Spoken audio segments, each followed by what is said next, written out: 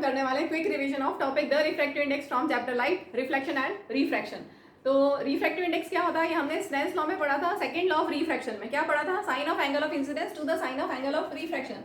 इसका रेशियो होता है constant and that constant is known as refractive index. तो इसका एक्चुअल मीनिंग क्या है, ये बताता है कि लाइट रे कितनी बेंड होगी when light ray travels from one medium to another medium. अगर एक ट्रांसपेरेंट मीडियम से दूसरे ट्रांसपेरेंट मीडियम में जब लाइट रे ट्रैवल होती है तो लाइट रे कितनी बेंड होगी, ये हमें बताएगा रिफ्रैक्टिव इंडेक्स। ठीक है, it is a measure of bending of light ray when light ray travels from one transparent medium to another transparent medium. ठीक है, तो इसको हम दूसरे फॉर्म में कैसे लिख सकते हैं, इसमें हम दो केस लेते हैं। अगर सपोज ये आपकी एक ग्लास लैब है, ग्लास लैब, ठीक है, यहाँ पर एयर है और लाइट रे अगर ऐसे जाती है, इंसिडेंट होती है ओब्लिकली इंटरफेस पे, ये इंटरफेस है एयर और ग्लास का, तो इस पे अगर ए पॉइंट ऑफ इंसिडेंस पे ये लाइट रे कैसे इंसिडेंट हुई, किसी एंगल पे, ठीक है, तो क्या होगा, ये rarer medium, air is optically rarer medium and glass is optically denser medium.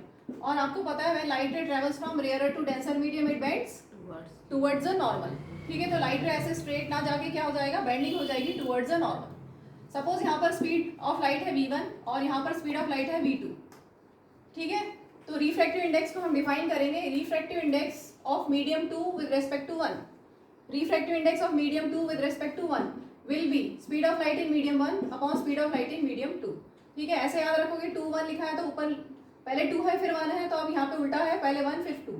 ठीक है, याद रखने के लिए refractive index of medium 2 with respect to medium 1 is ratio of speed of light in medium 1 to the speed of light in medium 2। ठीक है, इसी का जस्ट अगर हमें उल्टा करना हो, रिफ्रैक्टिव इंडेक्स ऑफ मीडियम, यहाँ पे मैंने लिया है ये मीडियम 1 है और ये मीडियम 2 है। ठीक है, अगर हमें refractive index of medium 1 with respect to 2 लेना हो तो क्या करेंगे, यहाँ 1 2 लिखा है तो क्या कर दो, 2 1 कर दो, रेसिप्रोकल कर दो। इसका मतलब n21 is equal to n12। Refractive index of medium 2 with respect to 1 is reciprocal of refractive index of medium 1 with respect to 2। ठीक है, ये तो हो गया रिलेटिव रिफ्रैक्टिव इंडेक्स। अब हम दूसरा लेते हैं absolute refractive index. Absolute refractive index, यहाँ पर जरूरी नहीं है कि एयर हो, कोई और मीडियम भी हो सकता है, जैसे वाटर भी हो सकता है। ठीक है, यहाँ पर वाटर भी हो सकता है, वाटर और ग्लास को कंपेयर करें तो वाटर रेयर है। ठीक है, तो अगर लाइट रे एक मीडियम से दूसरे मीडियम में जाती है तो ये जनरल फॉर्मूला ये है।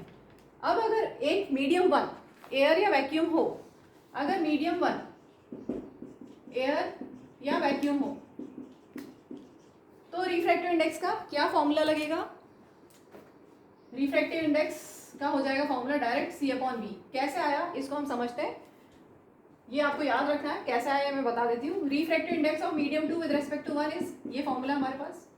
ठीक है, हम बोल रहे हैं कि मीडियम 1 एयर है, अभी जैसा बताया था, और ये मीडियम 2 ग्लास। ठीक है, मीडियम 1 मीडियम 2, मीडियम 1 में स्पीड ऑफ लाइट क्या होगी, v1 that is c। Speed of light को c से डिनोट किया जाता है, स्पीड ऑफ लाइट c से हम डिनोट करते हैं। ठीक है, और स्पीड ऑफ लाइट ग्लास में सपोज v ले लें हम। ठीक है, तो यहाँ पे अभी आपको बताया था कि रेयरर से डेंसर में बेंडिंग हो जाएगी टुवर्ड्स द नॉर्मल। तो refractive index of glass with respect to air, refractive index of glass हम ऐसा भी लिख सकते हैं, refractive index of glass with respect to air, substitute में मैंने लिखा है G for glass, A for air. Refractive index of medium 2 with respect to medium 1, या हम बोले refractive index of glass with respect to air.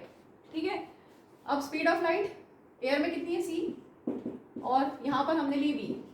ठीक है, तो refractive index of glass with respect to air, या कोई भी मटेरियल मीडियम 2 कुछ भी हो, ये अगर एयर या वैक्यूम है तो हमेशा ये कोई मीडियम होगा तो इसको हम रिफ्रैक्टिव इंडेक्स ऑफ मीडियम भी बोल सकते हैं, C/V। और ये फॉर्मूला आपकी टेक्स्ट बुक में दिया हुआ है। ठीक है, जब भी एक मीडियम एयर या वैक्यूम हो तो रिफ्रैक्टिव इंडेक्स ऑफ मीडियम क्या होगा, C/V। और ये एक डायमेंशनल क्वांटिटी है, इसकी कोई यूनिट नहीं होगी क्योंकि ये भी मीटर पर सेकंड में और ये भी मीटर पर सेकंड में कैंसल आउट हो जाएगा। So refractive index has no unit, it is a constant.